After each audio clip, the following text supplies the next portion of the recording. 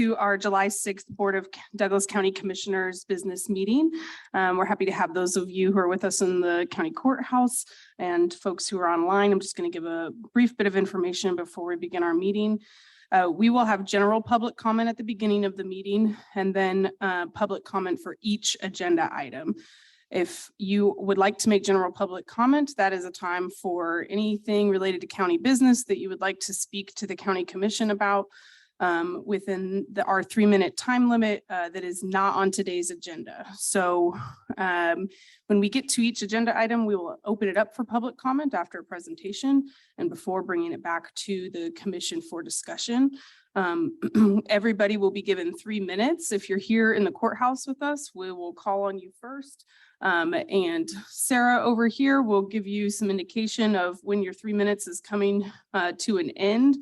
And if we do have any presenters online or any applicants for our later agenda items online, we'll ask that you keep yourself muted until staff call on you. And then both with public comment and presenters, we ask that you do identify your name. And if you're providing public comment, your residence in Douglas County for the meeting minutes. And the county does reserve the right to mute or remove any speaker who is rude, vulgar, or inappropriate. With that, we will dive into our consent agenda. I'll just see if anybody in the commission would like to remove anything for further question. Okay. Anybody in the public wish to remove anything from our consent agenda? Seeing no hands in the courthouse, I'll double check online. Oh, I forgot to say earlier, if you're online, please plan to use the raise your hand function so that staff can call on you. Okay, that will bring it back for a motion. This is Commissioner Portillo. I move to approve consent agenda items 1.1 through 1.4. Second. All those in favor? Aye. Great. And with that, we'll move right into general public comment. Did we have a sign-in sheet this evening? Oh, I did. I just didn't notice it there. Thank you, Jill. I'll go ahead and call on the folks who have signed up, and then I'll double check if anybody else has arrived in the building that would like to provide general public comment, and then we'll move to folks online with their hands raised. Justin, you're first.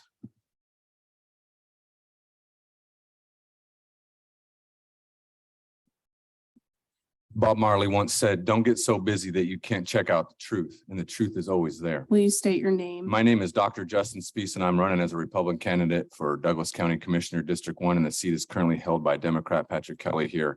In addition to his $41,000 salary as a county commissioner, Patrick Kelly makes $122,813 a year as a USD 497 school district administrator, and recently got a raise of $12,875 a year, while at the same time the school district burns to the ground over lack of funding.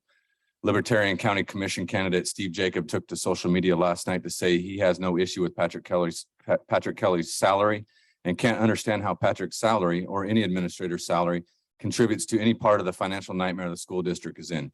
Steve holds these views because Patrick and Steve are both cut from the same Democratic Socialist ideology cloth. They are the same candidate. One's a Dem and one's a Libertarian, but they both share the same crazy lefty weirdo opinions, beliefs, and worldviews. They both love killing babies. They both love putting mandates on you, your family, and your kids. They both love giving your tax money to socialist programs here in the county. They'll both lie to you and say they are none of those things. They are both weak as hell. Patrick Kelly and Steve Jacob are one and the same. Patrick Kelly's job title at USD 497 is Executive Director of Curriculum and Instruction, which puts him in charge of all school district curriculum that our students get exposed to. And this includes sex education beginning in kindergarten and going all the way through to 12th grade. So Patrick Kelly supports adults talking about sex with kids as young as 5 years old. Go online and look up the sex education curriculum Patrick Kelly believes in and indoctrinates kids into. It's called Health and Sexuality Curriculum and Gender Identity. Here are some examples of topics adults talk to kindergartners, 5-year-olds about in the USD 497 school district classrooms. Example 1, anatomy and physiology. Use proper names for body parts. Example 2, identity. Describe differences and similarities in how boys and girls may be expected to act. Provide examples of how friends, family, media, society, and culture influence ways in which boys and girls think they should act. Sounds like grooming. Why does this need to be in the curriculum? What happened to school being about the 3 R's? Now, some of you lefty weirdos out there probably favor adults talking with kids about sex, but for all you normal people out there that find this at the very least questionable, then ask Patrick Kelly in the school district why they would ever even think of wanting to talk about anything related to sex with kindergartners, first graders, kids that are 5, 6, 7 years old. In part, it's an attempt to normalize talking about sex with kids here on the local level And it's also the Democratic Socialist macro level attempt to normalize talking about sex with kids. It's not normal, but they're trying to make it normal. Don't let them change the definition of what normal is. Again, keep in mind, as I noted earlier, that Patrick Kelly and Steve Jacob are one and the same on all issues. Get out and vote yes on August 2nd to put an end to baby murder in Kansas. And just remember, there's no such thing as safe abortion, since it always results in the murder of an innocent baby. Don't let them fool you. When murder is involved, it's not safe. That's called having basic common sense and fundamental moral decency. I mean, if you don't know and understand that murdering a baby isn't safe for the baby being murdered, then I think you got shit for brains and an empty heart. Clearly a deadly combination. Sue.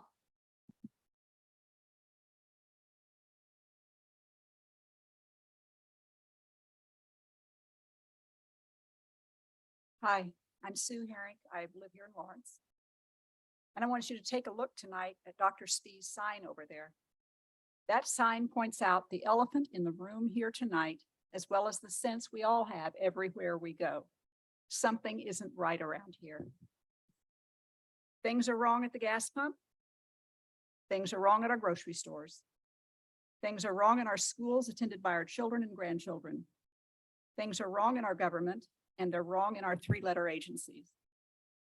This creates pressure on all of us. It's time for all of us to speak up. Going along to get along digs a deeper hole.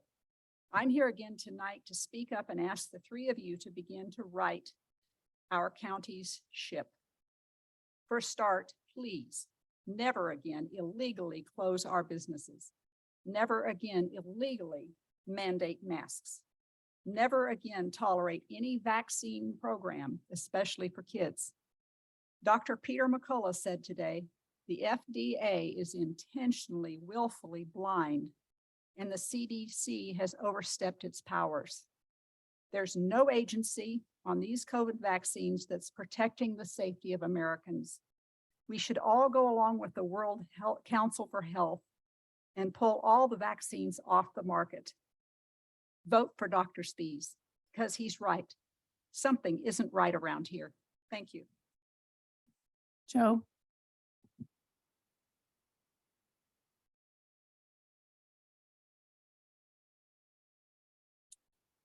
My name is Joe Herrick. We the people are asking each of you to look at the data rather than following the propaganda dogma. Prior to 2020, any new vaccine is pulled off the market if it causes 50 deaths. The experimental COVID-19 vaccines are still being promoted after tens of thousands of deaths. This is the first time in history that a new vaccine did not go to animal trials before being introduced to humans.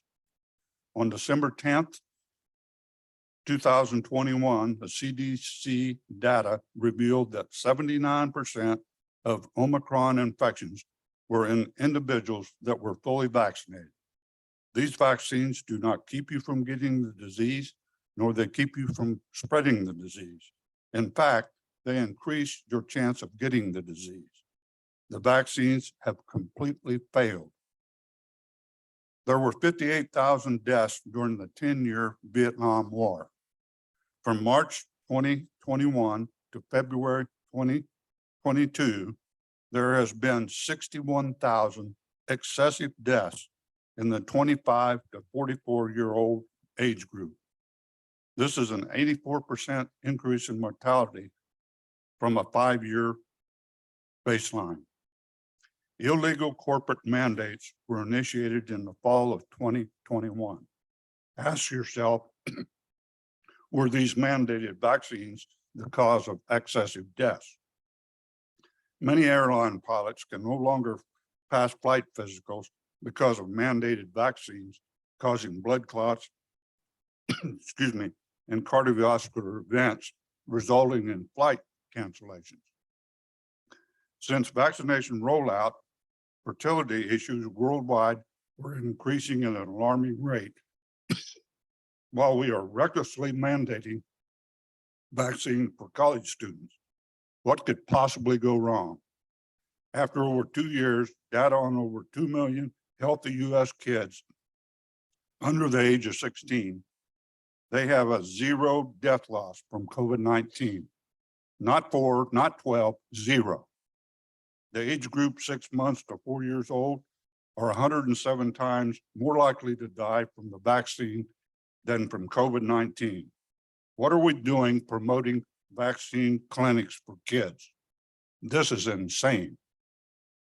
In summary, what will each of us tell future generations about what we did to stop these harmful vaccines?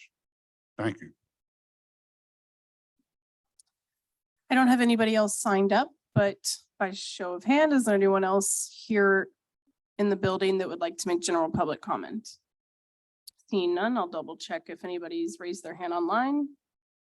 Okay, that will close public comment and move on to our regular agenda. Item 3.1, presentation from Public Works. Commissioners, we're moving County Surveyor Kevin Sontag into the panel. Kevin, you're in the panel.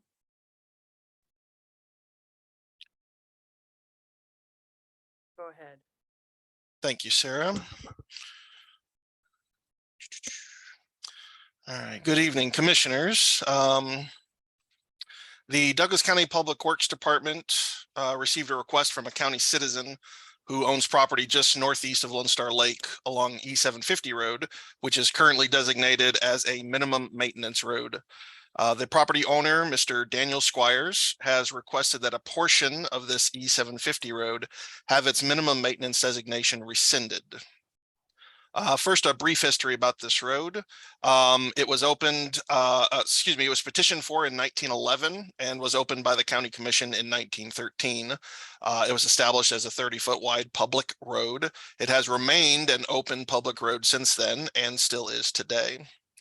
In 2001, the road was declared minimum maintenance by the County Commission and remains minimum maintenance to this day. Additional road right-of-way was dedicated on the east side of the road as part of a survey in 2018, but that did not change the maintenance status. In summary, this road is currently an open, public, minimum maintenance road. Mr. Squires has requested a portion of this road revert back to full maintenance, as he would like to build a residence on the property he owns. In Douglas County, residences must take their access from a full maintenance road. They cannot take access from a minimum maintenance road. The ultimate decision on whether a road should be declared minimum maintenance or reversed from minimum maintenance lies with the Board of County Commissioners. There are 3 major steps that lead up to that decision. First, there is a public hearing before the Township Board where the road is located. Facts are presented to the Township Board and public comment is heard. At the conclusion of the hearing, the board makes a recommendation to the County Commission on the matter. Second, there is a public hearing before the City County Planning Commission. Like with the Township, facts are presented, public comment is heard, and a recommendation is made to the County Commission. In this case, both the Township Board and the Planning Commission made unanimous recommendations for the minimum maintenance designation to be rescinded. The last step is the public hearing tonight. The County Commission receives the 2 prior recommendations, hears the facts, public comment is heard, and then the Commission makes the final decision. The portion of E750 road in question tonight will need improvements if the minimum maintenance designation is rescinded. The county engineer has recommended what improvements need to be made, and Mr. Squires has hired a private engineer to draw up plans. The plans will be finalized if the minimum maintenance designation is removed, but are currently far enough along that the county engineer is confident his recommendations are being addressed. These improvements will be paid for by Mr. Squires, and once the road improvements are complete, the township will take over the regular maintenance of the road. A few of the other landowners adjacent to this road have and will continue to play a part in this process. The landowner to the east of E750 road is willing to give additional road right-of-way easement to facilitate the necessary road improvements. The current engineered plans show this proposed extended width, and it will be officially dedicated after the minimum maintenance process, but before any construction begins. The landowners on the west side of the road, who own the property north of Mr. Squires, have voiced some concerns about the road. They and the representation have been very kind and respectful thus far, voicing their concerns, and I wanted to briefly touch on those concerns here. They asked for an agricultural field entrance from the improved road. They will get one. No additional road right-of-way will be taken from them. It will not be. The improvements will come at no cost to them. That is correct. No changes will be made to a utility easement on their property. No changes will be made. They asked for the engineered plans to satisfy county standards. The plans will. They asked the county to share the final plans when they are complete and prior to construction. The county will share them. They ask that the county will inspect the construction to ensure the plans are being followed, and the county will. The county hopes that all of their concerns have been met, and we're very happy to keep communicating with them as this issue proceeds.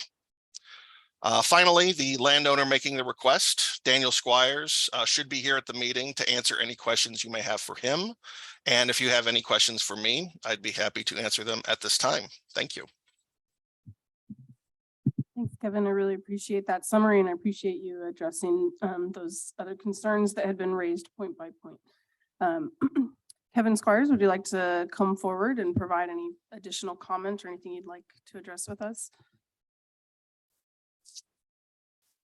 Yeah, so my name's Daniel Squires, and my wife and I, Rebecca Squires, purchased 145 acres off of this low maintenance road. And I farm out in the area currently. My family is the Metzger family, Philip Metzger. We've been there since 1860 in the area. So the whole urban sprawl thing, I'm heavily against. And I know our neighbor to the north has had some concerns with us developing that 145 acres. But we've been through the commission, or been through the township approval and the planning committee approval.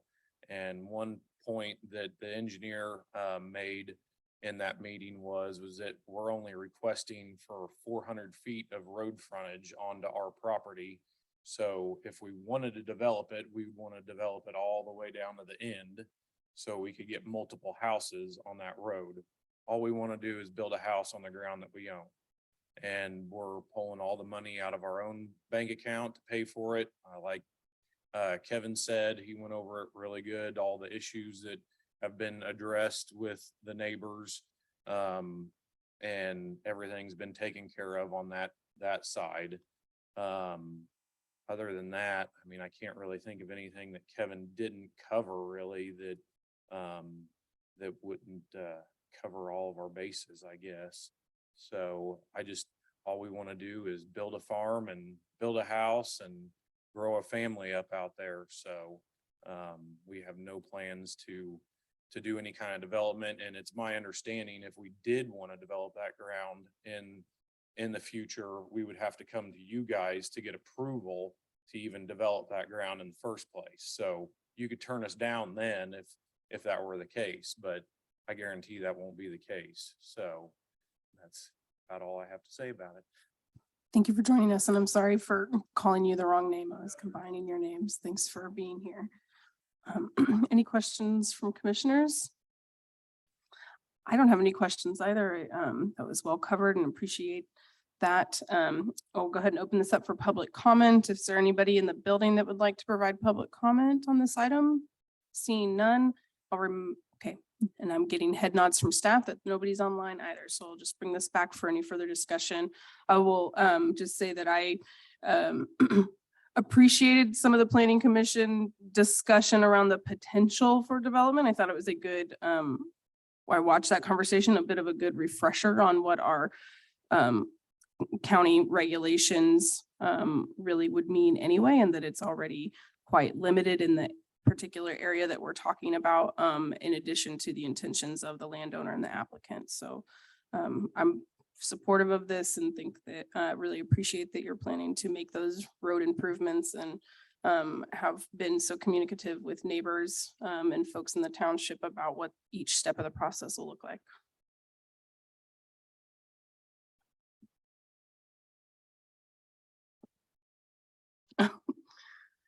Commissioner Kelly's got a dead mic. Share. Okay. Now it's working. I don't know. Yeah. I would just say this is a good example of process.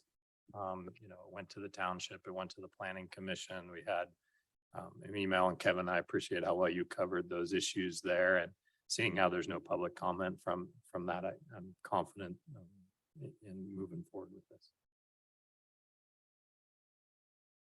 Ready for a motion? This is Commissioner Portillo. I move to approve Home Rule Resolution number HR 92-10-2. Shannon, that's not the resolution number. Rescinded. Oh, What was that, Kevin? The resolution number she cited was one that had been passed a while ago that just laid out some information about minimum maintenance is the roads. This would be a fresh resolution resolution. which one? Okay, so I move to pass a resolution rescinding the minimum maintenance designation for a portion of East 750 Road in Marion Township. Doesn't have a number yet. Second. All those in favor? Aye. Aye. Great. Thank you, Kevin. Thank you, All commissioners. for coming. Thank you. Have a good evening. With that, we'll move on to item 3.2, a presentation from our planning department for a CUP. Good evening, Commissioners. This is Catherine Week, one of your city county planners. I'm here to present two items tonight. The first one, a CUP for the property located at 198 North 1250 Road. This is CUP 22-00087, and it is for exterior storage or heavy equipment. If we need visuals, I can pull them up and screen share. I'm going to try to walk you through the summary of the request. But again, if you need a map or a list of conditions, I can pull those up for you as well. So this property is located in the AG1, which is the agricultural district. And for exterior storage or heavy equipment storage, that does require a conditional use permit. So the applicant is before you today to consider that request. This request is for, as I said, exterior storage, heavy equipment, and it is for the storage of landscaping equipment associated with First Management. First Management will not be operating from the site. This is just the site for storage. They will be bringing the equipment back to the site for overnight storage, and the equipment will go during the day to service the properties necessary for their landscaping division. And so when reviewing a conditional use permit, there are a list of criteria that we look at. Just to refresh your memory on those, we look at zoning of the area and uses of nearby properties, the character of the area, the suitability for the property for the restricted uses that currently has, impacts on the natural environment, impacts the use of the community facilities and infrastructure, and whether or not that requires additional services, conformance with the comprehensive plan, and whether or not a time limit is appropriate. And then they are required to comply with all zoning regulations specific to the use that they're asking for. In staff's opinion, and under the analysis in the staff report, staff feels that with conditions that have been suggested, this conditional use permit could be appropriate and is supportable in staff's opinion, and is recommending approval. The Planning Commission, also under their discussion, voted 8-2 to also recommend approval of the conditional use permit. There were no changes or modifications out of the Planning Commission's discussion for the current list of conditions, so those have remained the same, and there's no changes or alterations that you need to consider in their recommendation. And I would be happy to answer any questions or clarify any of the conditions or anything else you may have. Thanks, Catherine. Can you remind me who maybe you said it and I missed it, I'm sorry, the applicant is? And Yeah, so the applicant would be First Management. I think Brandy Sutton is their representative. I believe they were going to be present in the actual in person tonight, not on Zoom. So if they're in the room, they may be there. I got a wave now, thank you. Okay. Well, I will invite you all up if you would like to go ahead and make any additional comments, and then be available for any questions if commissioners have them. Good evening, Commissioners. I'm Doug Compton. I not only own First Management, but I own the 1,200 acre ranch that is this property that we're talking about. We won't be doing any exterior storage. We have multiple large structures on the property. So we've made room to park everything inside. We've dramatically downsized our lawn and landscape business, so it will be minimal traffic, minimal equipment. But you know, since I bought the ranch last year, it's in third generations. We've made great improvements, cleaned things up. So I think that allowing my lawn and landscape division to house our stuff there, that nobody will see any change to the property. And I would ask for your support. Thank you. Any questions from commissioners, either for the applicant or for Catherine? Catherine, this is Commissioner Kelly. So we seem to be getting more and more landscape storage requests in the county. My understanding and watching the planning commission meeting and through a number of applications we have, storage of this type of equipment that Mr. Compton is asking us storage is difficult in the city. Sort of took note that during the planning commission, there was the worry of theft in the city of this kind of equipment. Can you talk to me a little bit about when does this move into light industrial? When does this move into commercial property? Because this is a conditional use for ag property, but I think the request from the applicant is just to store equipment for another business that exists in the city. It isn't to store equipment, large equipment to use on the ranch, I think is what you're saying, Mr. Compton, right? Well, no, we actually own 8 or 10 farms in the county that we maintain all of those. Okay. So it's just not in the city. We do a lot of rural properties in DeSoto, Eudora, down by Baldwin. I mean, so it's not just the city. Okay. So I'm just interested in when it switches over to being a different zoning category, because when it does change to a different zoning category, a number of other implications happen. Yeah, so I try to answer that question, but I think there was a couple other questions in your initial question as well. So it would transfer over to industrial use if the entire business was located at this site. Then we would be considering it for a site plan, and that would be going through the county site planning process, and it would need to be under a suitable zoning district. And as you know, the CUP or conditional use permit process is set up to cover uses that maybe are not considered in the code, or uses that are utilized not maybe as their primary use of the site, but as a secondary use or a secondary element to an existing business or something like that. So the conditional use permit is kind of that tool where we can consider it on zoning districts that are not necessarily geared towards industrial or commercial. And then we have that whole list of, does it meet the regulations specific to whatever use it closely aligns with. In this case, we have an identified conditional use type of use for exterior storage. And even though they are doing all of their equipment inside, they did present that there would be some outside mulch bins in the application. So that is also considered exterior storage. And so those type of uses can be considered under what is ag or a non-industrial zoning district when you look at those criteria.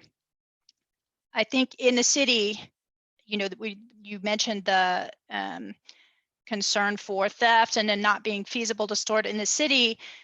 Those type of uses, for instance, like construction uses, like you're also seeing, or landscaping businesses, contractors that have equipment that don't necessarily operate their business where the equipment is being stored.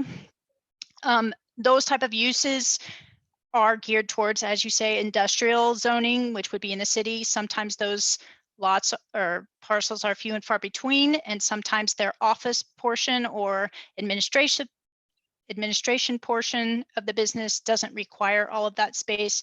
So they're able to do that part within the city or on another site. And then we have to consider storage separately. In this case, their headquarters is locating to a location on New Hampshire Street. And not only is it not zoned for exterior storage, but there just isn't space for exterior storage at that location. So that's why they're bringing this before you for consideration. And I hope that answered all your questions. And if I missed something, feel free to ask me to clarify. So when does it switch to a general business category?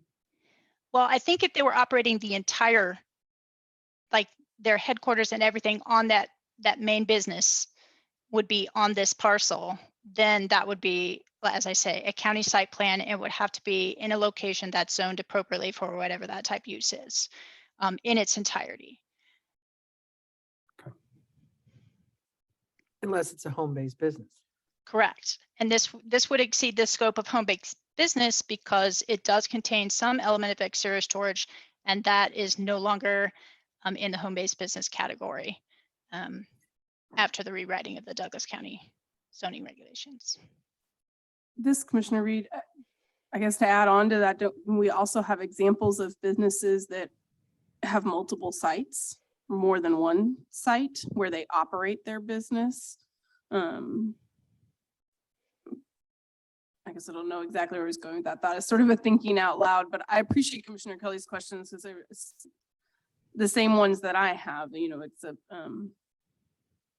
feels like a business use of the land, but it's not. I understand that not even a majority of the business that they're conducting is happening from there, but certainly a business use. I guess I have a question for the applicant. So, Mr. Compton, you mentioned that your landscaping and lawn business takes care of properties both in the city limits and outside of the city limits, it sounds Correct.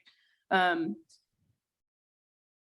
I thank you for clarifying that. Will you also just talk to us a little bit? I mean, understand that the site where you're planning to move headquarters to is not zoned or appropriate as described, but were there any other options or sites that you considered? Also just thinking about the drive time and the road miles with the location of how kind of far out on the western end of the county it is. Well, we currently have a majority of our employees that live in the Baldwin area, DeSoto, Eudora. I mean, so they're driving right now anyway. You know, there will be no administrative, I mean, our corporate office is moving to the old Borders bookstore building. That's where all of our in-house accounting will be. That's where our the guys, the managers that run the business will report to every day. That's where their office will be. That's where their company trucks will be. This is just primarily where 3 or 4 lawn trucks that haul lawnmowers on it are going to pull into a Morton building and park at night. I'm in the county right now. I'm north of TP Junction. So I'm in the county now. I'm asking to stay in the county, but I'm moving my corporate office from the county to Borders Bookstore. So we're really not running a business out there. It literally is just the part, some of my equipment inside of a building. Everything from the business standpoint will be done down at 7th and New Hampshire Street. So I think that makes it a little different than. I hear you. Just to clarify, were there any other sites that you considered for the equipment storage previous to deciding that this part of your ranch property? I got 8 or 9 other farms in the county that I could ask to put at one of those places. Any other questions from commissioners? I do want to say, and maybe Catherine, this does come up from time to time. I don't think it's specifically about this request. You know, we get a lot of equipment storage requests. And so I do think we've had zoning and code sort of report out on those and how they seem similar, but they're not the same in some cases. But it is possible. I don't know that we're quite at a text amendment stage, but we could have further analysis done by planning staff to really just determine if, we need a new zoning category that is more appropriate for some of these things that don't quite fit in a home-based business. That wasn't how we traditionally viewed a home-based business, and then, evolving into large truck storage and how that would work. So I do think that's something that if this commission wanted to look at sort of separate from this request, it's something that we could certainly do. I could add one comment. Brandy Sutton, I'm director. Gotta of be right at the microphone or sorry. you won't, yeah. Brandy Sutton, I'm Director of Operations at First Management. And we did actually, when we started discussing this, look at the possibility of in-town storage. And we had our representative with Colliers do research. There is 0 warehouse storage available. The only thing that she could find was at either the industrial parks for us to build a building, which just isn't feasible to protect 8 lawnmowers from being stolen in town. So, and we do have a plan that 2 of our employees will go pick up the trucks and bring them back to town. So all of our employees will actually report, check in, check out down at the new location. It'll just be those 2 gentlemen going out, picking up and bringing back into town during mow season. Thank you. Any further questions? Okay, we'll go ahead and open this up for public comment. Is there anybody here with us in the building? Seeing no hands, we'll double check for virtual hands. Okay, we'll close public comment and bring this back for discussion. Commissioner Kelly? Yeah, so I appreciate what you said, Sarah, and to the applicant, this isn't so much about your application as in this continually happens, and there is an impact of all of these businesses out in the county. And I listened to the meeting and I know all the roads that you're accessing are paved roads, but those paved roads are paid with county tax dollars. And so I'm trying to figure out, like, where is the threshold when we talk about home-based businesses or conditional use permits? It's really about, it was to provide entrepreneurship opportunities and innovation and something new, but we continue to find businesses that, just like the applicant said, we cannot find space economically that works in the city. And so we're moving out to the county. And I do think it's time that this is not about this application, but I think it is the multiple applications we've had to start talking as a commission about, is there a zoning factor for equipment storage that takes into account the impacts that has out in the county, that it really isn't ag use, or it is in addition to the ag use and not the use is supplemental in nature, but it does have impacts. And actually, I think the applicant that we have here actually has less of an impact than other applicants we've had that have had multiple trucks coming to and from the site, but it's a conditional use permit on agricultural land. So you're kind of getting wrapped up into a bigger conversation. But I hope the commission is interested in having that conversation. I certainly am. Commissioner Reed, I appreciate those points, and I agree. I think that it is a larger conversation. In my relatively short time as a commissioner, we have had a number of applications with sort of different intensity of use and different nuances to them, but I do think that it begs the larger question of, well, as you stated, where is the threshold of how we are defining those things? It's also sort of another example of how conditional use permits are a really useful tool that sometimes get used to maybe fill in gaps or some spaces that are not so clearly defined. And while I appreciate that flexibility, I think it is important for us as a commission to notice when there's trends and some themes that we can try and address with different regulations and different codification of things. And maybe specific to this application, First Management is not a new company. It's a well-established company, done very well in our community. So if they can't find space in town, then we've got an issue that maybe we need to talk with the city about how their zoning space and what say space is available, because that pressure is then being relieved in the unincorporated area, which I'm not sure it's the best use. It works with what we've got and we want to be good neighbors, but at some point it has an impact. If those vehicles were being kept in the city, we would, I would assume that it would be a larger space than the building your headquarters are at. Therefore, it would be a larger tax base as well. So it isn't so much about this one, but I think this is a really good example of where the use is not totally aligning. I'm fine. I'm going to vote for this because I think it's fine with the regulations that we have, but I think we need to take a look at the regulations. Any further comments? Okay, I think it sounds like we have some consensus and I would agree. I will highlight that I also feel fine with this particular one because of the paved roads, which is still use, and as pointed out by Commissioner Kelly, county taxpayer dollars are paying for that. However, I am happy that it won't be applying additional pressure onto the township roads, and so that's always a consideration. So with that, I'm happy to entertain a motion.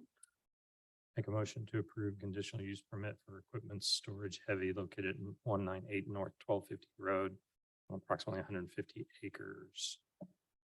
Second. All those in favor? Aye. Aye. Thank you, Catherine. Oh, you're sticking with us for another one. Thank you all for joining us. Have a good night. I'll turn it back over to you for item 3.3.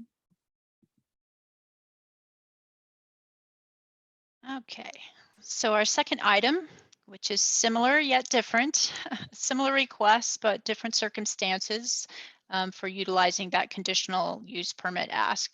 This is for CUP 22-00094.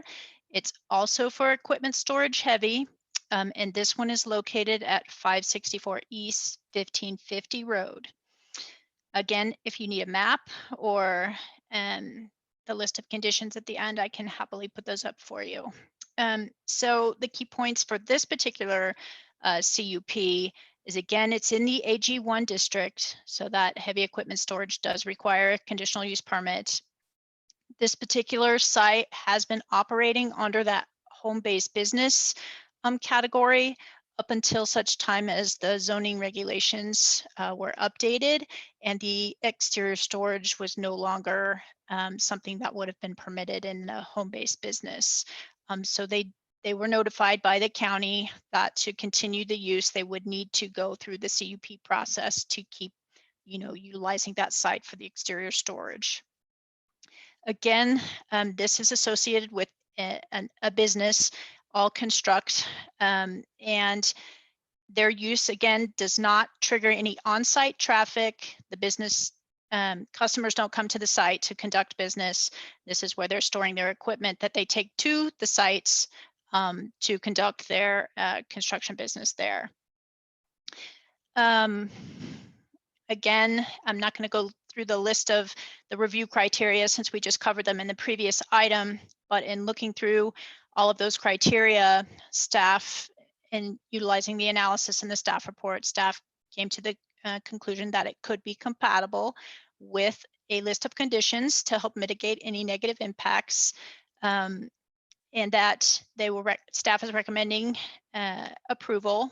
The Planning Commission also heard this item at the May 25th Planning Commission meeting and voted 9-0 to also make a recommendation for approval. And again, there was, discussion, but no modifications or changes to the list of suggested conditions. So they were forwarding those on to you as they were in the staff report. And again, I would be happy to stand for any questions or make any points of clarification.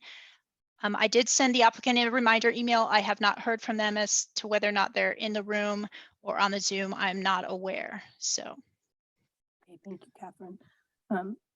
Is the applicant with us in the room? Not seeing any indication of that. If the applicant's online, just please feel free to raise your hand so that staff can move you over.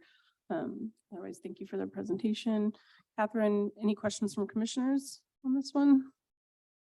I don't have any questions either, so we'll go ahead and open this up for public comment. Anybody with us have public comment? Seeing none, I'll double check for virtual hands. Seeing none, we'll close public comment and bring it back for discussion. I don't think there's really much more to say about this than the conversation we already had. So thanks for the overview. And with that, I'd entertain a motion if there's no further comments. I'd say this one is just a little bit different Okay. because this one, the actual business is at the place of residence. It's not using the business owner lives there. So, and is using this a little differently. I do think this seems like more like a home-based business to me than the other one. I'm not saying we shouldn't address it. This business is growing, not saying I'm not for approving it, but I think it just continually asks us, where is that threshold? And again, I hope we'll have that conversation soon and would invite Tanya maybe to a work session or something like that so that we can talk that through. So I do see this one as a little different, but I'm supportive of it and happy to make a motion. This is Commissioner Reed. I agree. It is certainly different. But since we discussed those, the home-based business and sort of these two back-to-back point out sort of all the nuances of things we really need to readdress. So go ahead. Make a motion to approve a conditional use permit CUP 22-00094 for equipment storage heavy at 56564, 1550 road. With the conditions attached. Second. All those in favor? Aye. Great. Thank you, Catherine. Have a good rest of your evening. Okay, with that, we'll move on to item 3.4 and invite Brooke. Are you coming up to talk with us? I'll turn it over to you. Thank you, commissioners, and good evening. I am going to share my screen. Sarah, will you enable me to share?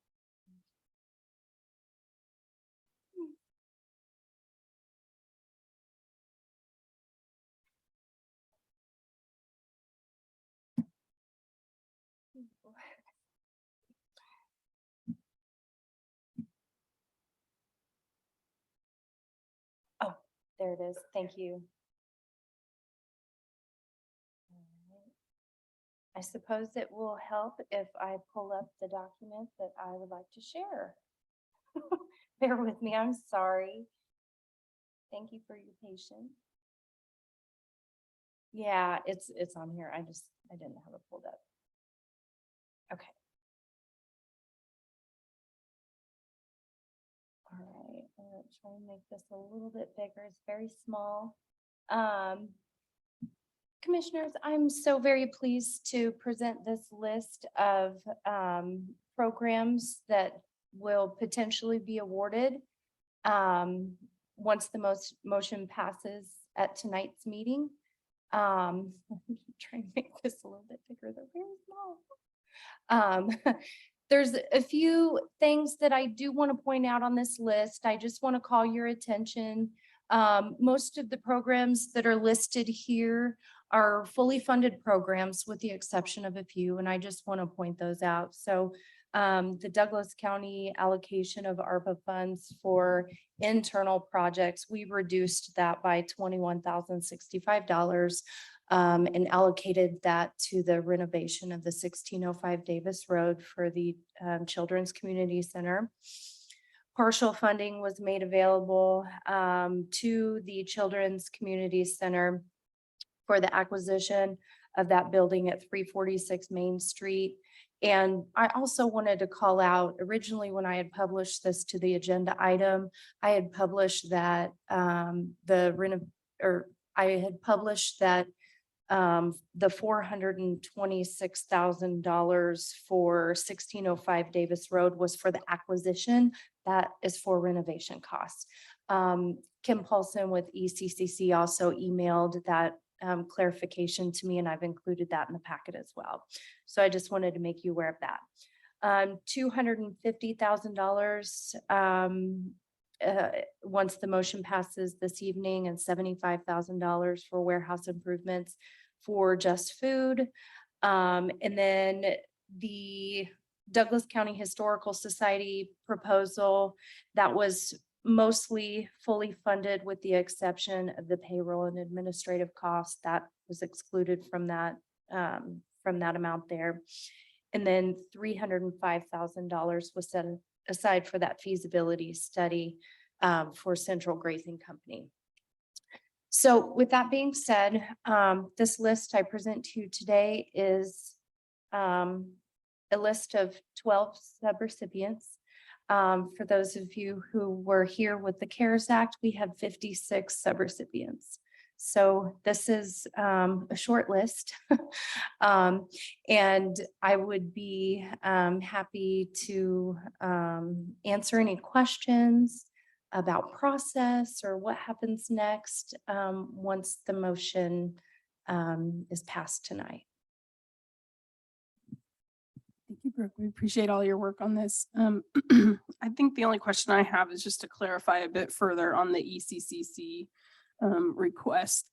And I read that email from Kim, and it sounded to me like also that they intended or hope to focus the additional funds that we decided to allocate last week, that for 26,000, and focus it on renovations in addition to the acquisition of the Main Street address. I'm curious if fellow commissioners got that also and wanted to specifically, I guess, maybe that's better saved for our discussion after we have public comment, but that's how I understood the email. And so I guess I'm just curious about any staff feedback about the specification of those two different dollar amounts that we decided on 2 different days, but for this towards the same project, that will just be a lump sum that is available to them to use and focus on what their priorities are, or do we need to give some very specific clarification about that? My thoughts on this, Commissioner Reed, is that it would be a contractual provision that these funds would only be able to be used for that 1605 Davis Road address. So, in the contractual obligation, it would state that they would only be able to use the money for the location in which you guys have specified. So that's how we would handle that. They wouldn't be able to use the money for the 346 Main Street address unless they did an amendment, and we would have to authorize that, and that would go through a whole process then too. Okay, thank you for that clarity. Other questions from commissioners?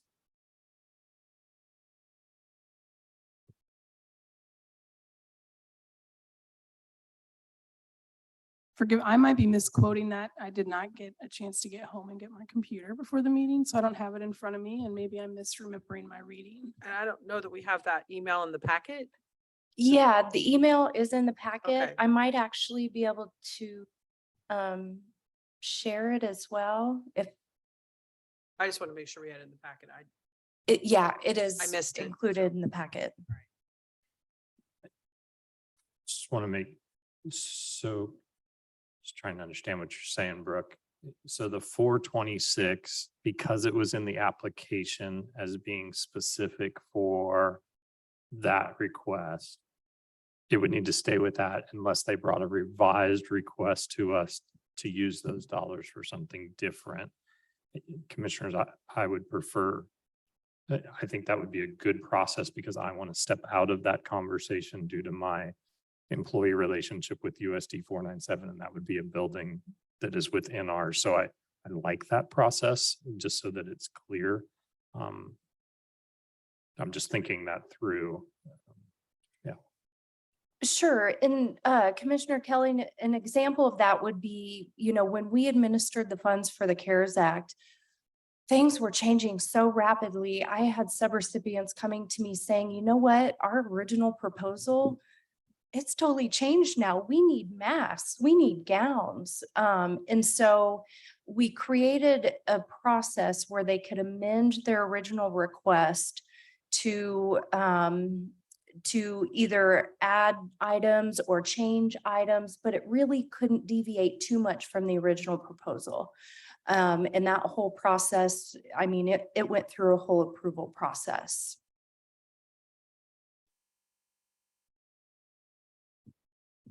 Okay, if no other questions from commissioners exist, I'll go ahead and open this up for public comment. Anybody with us that would like to provide public comment on this item? We have Some folks online? Okay, I'll turn it over to you, Jill. can you stop sharing, Brooke?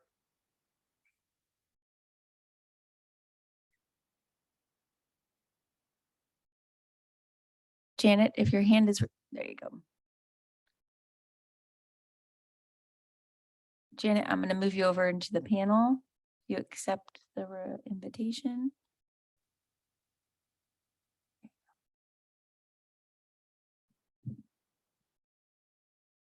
Janet, you can unmute and offer public comment.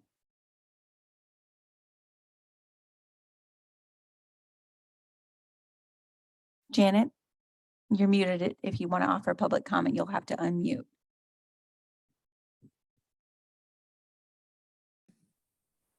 Thank you. I have three comments.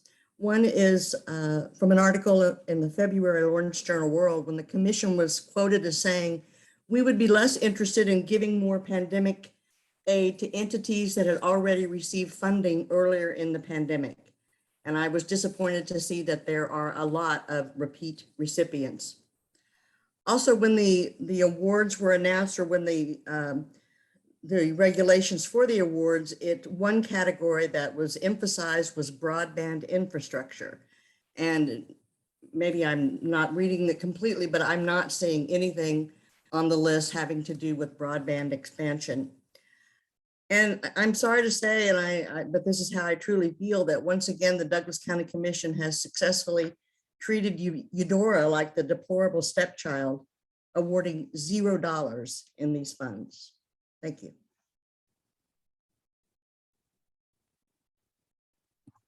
I don't see any other folks in the online for public comment. Thank you, Jill. All right, we'll close public comment on this item and bring it back for commissioner discussion. Any further thoughts? Well, I would just say I appreciate all the work that went into all the applications. I shared a lot of my thoughts at our last meeting, but I do want to reiterate how exciting it is that many of these projects will be happening in Douglas County. And all of our partners who submitted applications, I do recognize that there was no way we did not have enough funds to support all of the great ideas that were out there. And that is unfortunate. And certainly there will be those out there who feel like their project should have made the cut, and that is unfortunate, but I am very excited with the projects that we selected for these ARPA dollars. This is Commissioner Portillo. I just want to say ditto to what Commissioner Kelly mentioned, and a huge thank you for all of this work. I know it was a lot of work. I really appreciated the entire process. I was expecting after our letter of intent process that we'd have fewer applications, not more. That wasn't our reality. We had even more. So there was a lot of winnowing down that had to happen. And that does mean that we can't fund everything that we want to fund, but I'm really proud of the list that we've put together here, and I'm excited to see these projects move forward.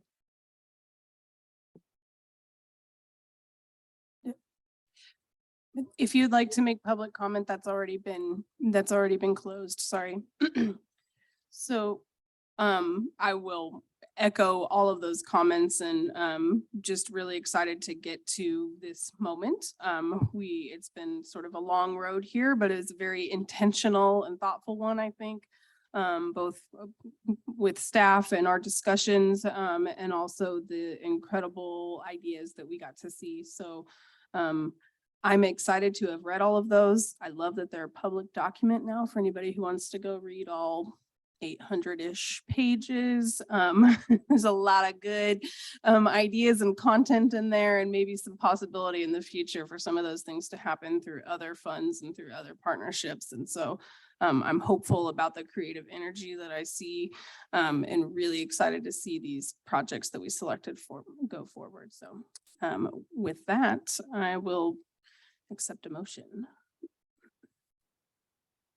Actually, I can make a motion. I have it right in front of me. I move to authorize staff to prepare award documents for programs listed in the summary of awarded programs for the American Rescue Plan Act. Second. All those in favor? Aye. Great. Thank you, Brooke. Okay, and the next on our agenda is appointments. Do we have any to discuss this evening? Sarah, I'm seeing head nods now. Okay, so we'll move right along to miscellaneous items, and Sarah, I'll let you tell us about your memo. Commissioners, my memo is in the packet. I want to just a number of just sort of updates. I would say that I think my appointments list is a little out of date with Robin gone this week. Zane and I are still trying to catch up on what those open appointments are, but we will get that in shape for next week. That's all I have, commissioners. Great, thanks. Any miscellaneous items from you, Commissioner Kelly? I just want to check in. I think we were all invited to a yoga workout on Saturday to see if I do plan on attending. Want to make sure that if others attend. Oh, what? Yeah, a yoga workout. So For reproductive justice. yeah, for reproductive justice. I just want to make Will we sure. have 2 commissioners there? I am not available.